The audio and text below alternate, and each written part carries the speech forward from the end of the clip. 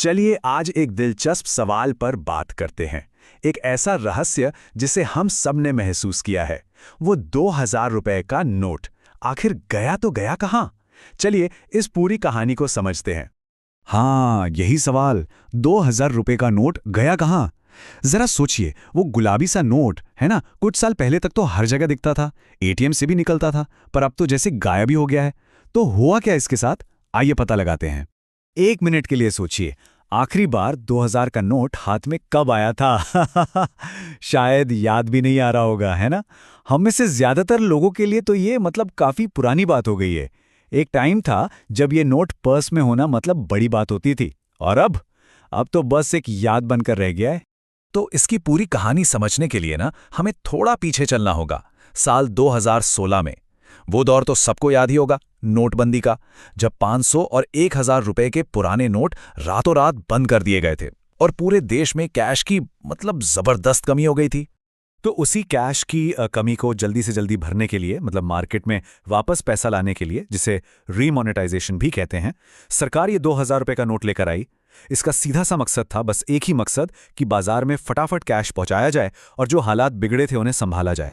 लेकिन कहानी में असली ट्विस्ट तो अब आता है। इस नोट का यूं गायब हो जाना कोई अचानक हुई बात नहीं थी।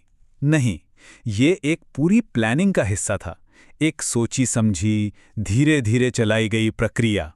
तो चलिए देखते हैं कि ये पूरा वैनिशिंग एक्ट हुआ कैसे। अच्छा, अब जरा इन आंकड़ों पर नजर डालिए। ये अपने आप में पूरी कहानी कह देते हैं। देखिए, 2016-17 में 3.5 मिलियन नोट छापे गए, और ठीक अगले ही साल ये नंबर गिरकर सिर्फ 111 मिलियन पर आ गया। 97% से भी ज्यादा की गिरावट। ये अपने आप में एक बहुत बड़ा इशारा था कि इस नोट की उम्र ज्यादा लंबी नहीं होने वाली। और फिर 2019-20 के बाद तो सब कुछ थम गया। प्रिंटिंग मशीनें पूरी तरह से रोक दी गईं। एक भी नया 2000 का नोट नहीं छापा गया, बिल्कुल जीरो। ये एक साफ और सीधा मैसेज था कि इस नोट के दिन अब बस गिनती के ही बचे हैं। तो सबसे बड़ा सवाल यही उठता है कि आखिर सरकार ने ऐसा किया क्यों?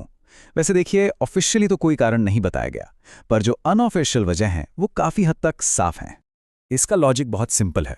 नोट की वैल्यू जितनी ज्यादा होगी, काला धन जमा करना उतना ही आसान हो जाएगा। 2000 के नोट से क्या हो रहा था कि बहुत कम जगह में बहुत ज्यादा कैश जमा किया जा सकता था, और यही बात इसे काला धन रखने वालों का, कह सकते हैं, फेवरेट बना रही थी।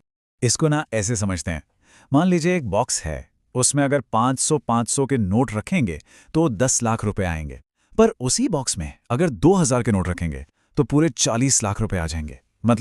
काला धन छिपाने की कैपेसिटी सीधी सीधी 4 गुना ज्यादा। और मजे की बात यह है कि इस स्ट्रैटेजी का असर भी दिखा। जब नोटों की छपाई कम हुई, उसके बाद इनकम टैक्स डिपार्टमेंट ने जब रेड्स की, तो उन रेड्स में मिलने वाले 2000 के नोटों में 68% की जबरदस्त कमी देखी गई। ये एक बहुत बड़ा सबूत था कि हाँ, निशाना बिल्कुल सही जगह लगा है। अच्छा, ये तो हुई काले धन और रेड्स की बात, लेकिन इन सब से हटकर इस नोट के जाने का हम जैसे आम लोगों की रोज की जिंदगी पर क्या असर हुआ? चलिए अब इस पहलू को भी देखते हैं। याद करने की कोशिश कीजिए, 2000 का नोट लेकर कभी सब्जी वाले के पास गए हैं या ऑटो वाले को दिया है? कितनी मुश्किल होती थी, है ना, इसका छुट्टा कराना। हमेशा एक सिरदर्द ही रहता था। सच कहें तो ये नोट रोजमर्रा के इस्तेमाल के लिए कभी प्रैक्टिकल था ही नहीं। छोटी मोटी खरीदारी के लिए तो बहुत मुश्किल था। दुकानदारों के पास भी छुट्टा नहीं होता था। रोज के लेन देन में ये कम ही काम आता था, और शायद इसी वजह से इसने डिजिटल पेमेंट्स को और भी पॉपुलर बना दिया। इसके जाने से कई लोगों ने तो सच में राहत की सांस ली। तो आखिर में 2000 के नोट की ये पूरी कहानी हमें बताती क्या है?